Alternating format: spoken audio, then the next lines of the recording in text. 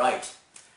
Instead of the joint white The Cursed Tape review that I promised that KP and I were going to do, we are instead going to do something a little bit different. It's my idea. It was KP's idea, not mine. I'm not that original. Well, I can be, but in this case, I wasn't. We were looking at our Asian horror collection and realized we've got a shed load. So what was decided by her is that we were going to just randomly pick out a couple of films and talk about them. And so that is what this is. The first episode, if you will, of us doing random reviews Asian horror of talks.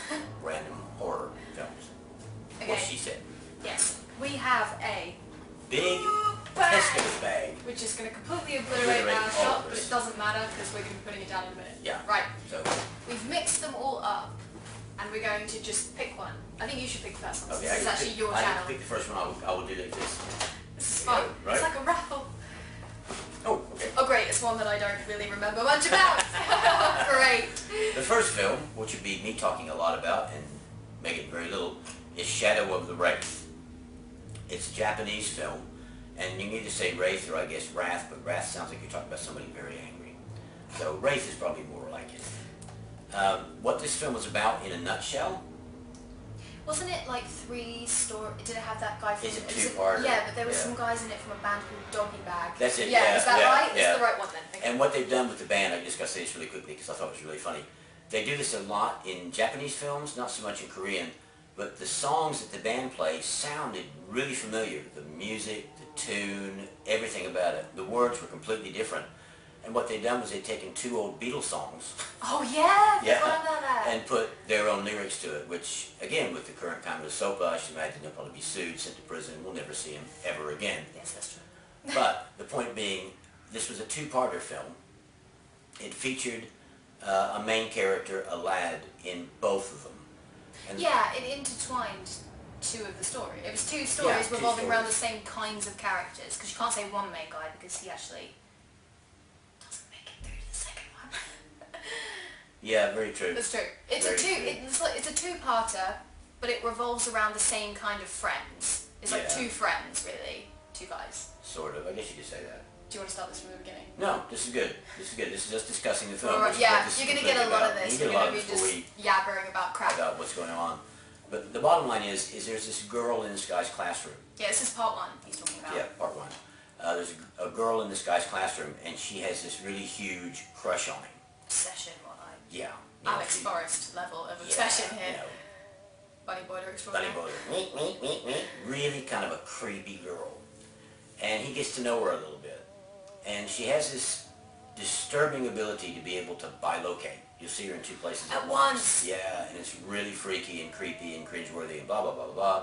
Bottom line is, the guy she has this huge womanist crush on winds up expiring rather violently. Yeah, Then you segue into part two. which is focusing around the guy who died in the first part, best friend, who discovers his own girlfriend. Yeah, I thought he Now- was the brother, actually. No.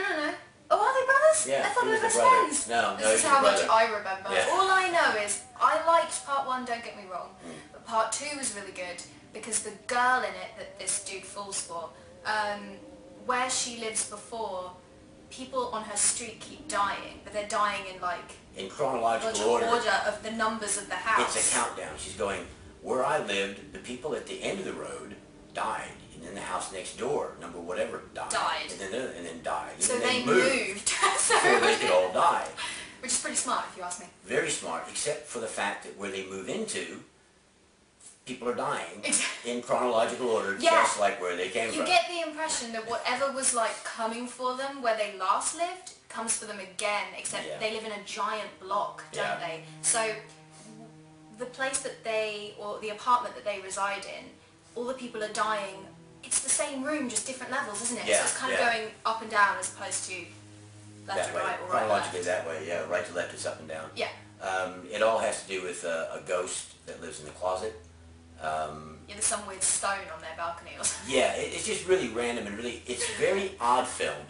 Like I said, the things I can remember about it best were the girl that could, was the girl that could bilocate, and the band that sang Beatles songs, but they weren't. And they were called Doggy Bag. And it is a lot of fun to watch, and it is interesting, the concept of the fact that it was two different films in one made it well worth the watch. And I did like the storyline of both the films. Yeah, because I think this is what proves, there's a lot in this bag that proves this concept, but I think the Japanese are really fantastic at coming up with really great concepts. Yeah. Like, you know, you like the first one a lot, I like the second one a lot, but they both have really great premises behind them. And this is just another example of how the Japanese can come up with really great ideas. Great stuff, Yeah. And again, don't let the subtitles put you off, folks. They're not Gone with the Wind subtitle. But if it bothers you, then you probably shouldn't be watching this video because it's all about Asian horror. So everything we pick is going to be subtitled. Moving on to the second choice in our bag of goodies. We got a lot of these. Wait, this is my choice. Get away! Putting the handle down. I was putting the handle down. Which one? Good one. There's another one we haven't seen in a while. Koma, which I remember pointing out. This is one we definitely rented from Blockbuster. Yeah. It's got the same actress in it from The Eye, which is what drew me to it in the first place. Do you want to talk about the plot, or you're better at this kind of plot describing than me? Yeah. I'm pretty... What I'll say before I go into the plot is, we keep referencing this, we had a summer of world cinema. Yes. That was when we discovered that Blockbuster, our local video store, Had a world cinema section. And we discovered, Googling on the internet, all these different websites like Rotten Tomatoes, Snowblood Apple, that were talking about these wonderful Asian films. And I already knew about an awful lot of them, not least of which Battle Royale, which is an eternal favorite. What was the other one? The Ring, which I saw on TV and freaked me out so much. Yeah, Ringu. Freaked me out so much at the age of about 49, I was afraid to go up the stairs in the dark. That got me started on it, and then this just kind of cemented it. What Koma is about, It's Chinese, it's a Chinese film versus Japanese. We have, our Asian horror runs across Chinese, Japanese, Korean, Thai. And Thai. Not so much Thai, because the Thais have only started coming into really great films recently. This actually opens up, if I remember correctly, And a wedding. at a wedding in a hotel.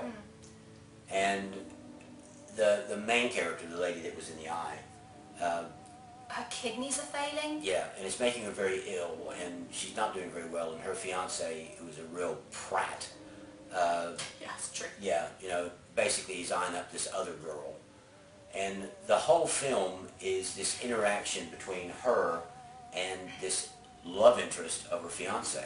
Yes, whilst kind of to a backdrop of organ farming, because people are like turning up, they're waking up from being knocked out or drunk or whatever, in baths full of ice. Yeah. It's based on the urban legend. Urban myth, you know. Yeah. I went to a party and this guy gave me a drink, And then I woke up and my kidney was gone. Full of ice and had this gaping hole in my back. It's all kind of based loosely around that. Yeah, it is, yeah. And it's based, yeah. Yeah, I mean, it's a brilliant film, and it is a horror film because there are some quite really scary moments in it.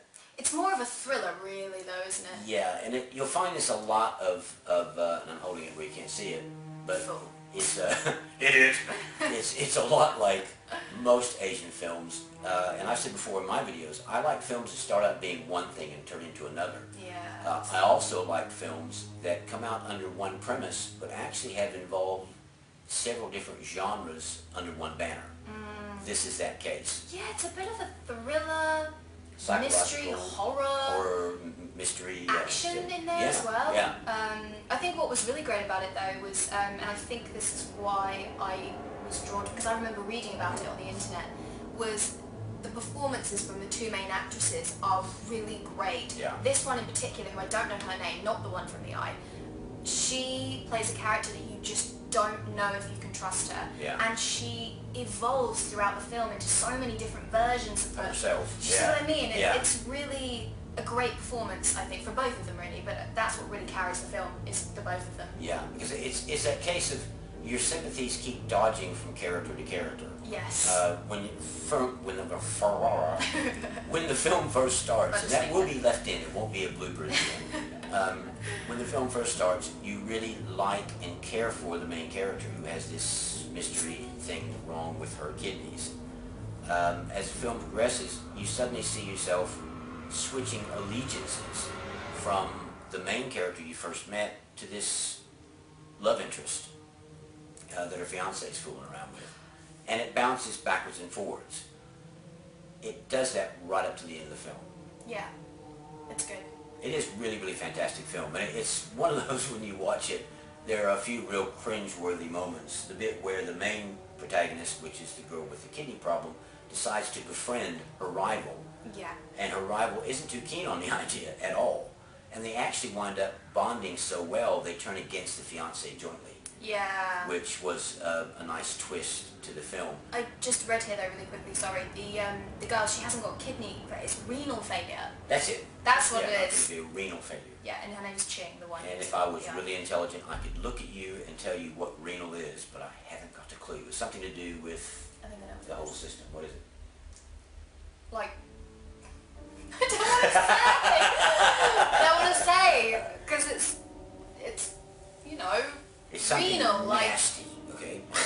what does renal sound like? Rectal. Yes. So she's got something wrong with her ass. I think it's... I think that's... I could be wrong. I could be completely wrong. Right, next one, please. Right.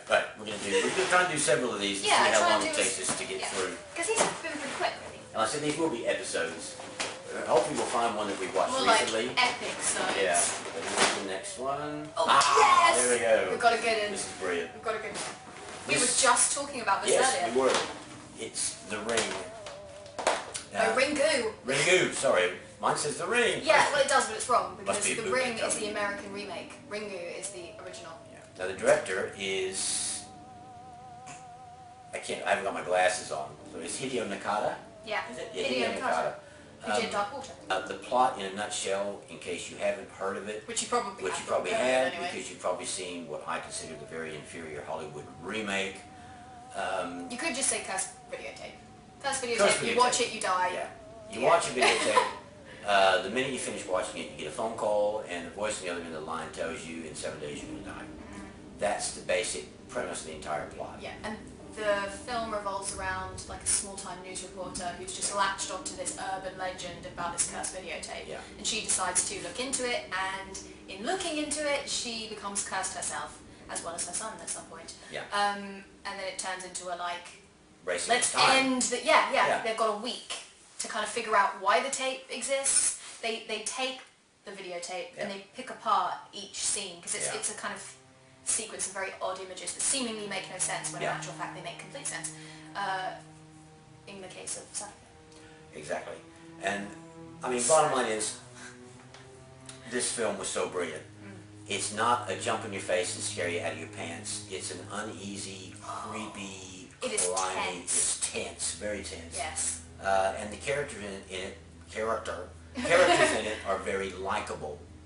The small town reporter who's working for a small TV station that's interviewing the people. Very nice lady. Very nice lady. You know, very attractive, career-minded. She has a little boy. And I must say, this is the cutest kid in cinematic history. This kid, you just want to wrap him in a hanky, take him home, and keep him as a pet. Really cute. Like I said, he was a little man. Yeah. He made his own meals. He wore like they looked like little suits in my opinion. Like little Lord Pee-wee Herman. Yeah, little Pee-wee Herman suit. And when I was growing up, it was Little Lord and Fauntleroy. But either way, he wore these little suits, and he was very polite and very quiet, and just as cute as a button. So when he saw the videotape and was threatened, You were like, no! no! We must like save this little boy. We've got to save him. You know, so you're right there with the mom trying to save him. Now she goes to her ex-husband. And again, this is intimated in the film and not really shouted in your face. The ex-husband can see ghosts. Which he passes on to his son. To his son. He can also see ghosts, which is why he saw the videotape. But I won't go too far into the details. I don't want to spoil the whole plot device for you. But there is a scene there where the ex-husband is sitting on a bench in the park. He's sitting on a bench in the park.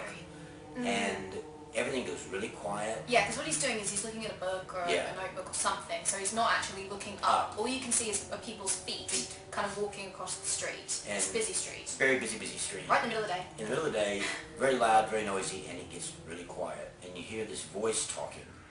And even though it's in you very, really hear it. Why did you do this to me? Blah, blah, blah. You don't hear that.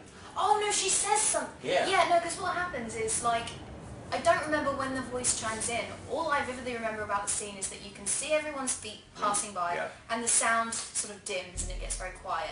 And you see a girl's feet. She's wearing little white shoes. I thought they were red. No, they were white.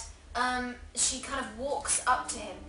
She walks up to him really, really slowly, and then, like, says something really disjointed and bizarre. Yeah. And it wouldn't be scary, in my opinion, if not for his reaction, because he suddenly looks terrified. Yeah. And no one anywhere in this scene says, do they? Oh, it's a ghost, he can see dead No, people. no. You just get that impression. And he refuses to look up. He Yeah, won't he look won't. up. And what you can see as the viewer, as the Are these feet? these feet that Scary. look like dead feet. You know, have you ever seen dead, Dead feet. Yeah, they look like dead feet. You know, all Real blue grey, and nasty yeah. and grey. Really horrible. But the bottom line is, you go through the film and you find out about Sadako, and she's the one that actually generated the tape. You find out she was very dangerous, and that she was knocked down a well. The only thing I am going to mention is, when I saw the film and I saw her come out of the well for the first time, it did scare the crap out of me. I think But- this... Okay, go on. Sorry, the point I was going to make is, but it was totally unexpected. I'd never seen anything like that in a film before. The movements that Sadako made when she came out were just freaky. I mean, I hate anything that looks disjointed or odd when it moves, and she looks like horrible. I think what really needs to be mentioned, which is what we were talking about earlier, is that Ringu is very subtle. It's very slow Yeah. moving. There's not a lot of boom. Yeah. You know, maybe there's a couple moments, but not too. No. It's the kind of movie that before you've even realised it, it's like when you finish watching the movie, you realise it's somehow creeped into your skin and it's just not going to leave, sort of thing. You get what I mean? Yeah, it's like gotten under there. finding the kids that look so scared, only Yeah. seeing split shots of these kids that died or fried, Yeah. well, what looks like died And or these fried. are split-second shots. Yeah, terrifying because they, you know, they're all bug-eyed Yeah. and their mouths are all wide and it's Yeah. scary. It's scary, and yeah, it's riddled with subtleties. When they're actually finding out about how the tape actually works and what it actually means, you know, when they're you mentioned this when you're playing the bit in slow motion. Yeah. There's a man sort of waist deep in the water with a towel over his head, Yeah. pointing at something, and he's talking. You can only hear it when you really fiddle around with the volume Yeah. and do it in really slow motion. And he's talking nonsense anyway, but it just sounds so creepy when you're rewinding it and forwarding it. And probably does sound twice as creepy because it's in Japanese, so you don't really know what they're saying No. anyway. And then when they're saying it in Japanese, but it's all distorted, so it's like, it's like really creepy. Creepy. It really creeps you out. The whole thing is, and on what you were talking about, you know, I guess the differences between the remake and Yeah. what makes the original, which isn't included in the remake, is on the longer lines of what you were saying about the well sequence.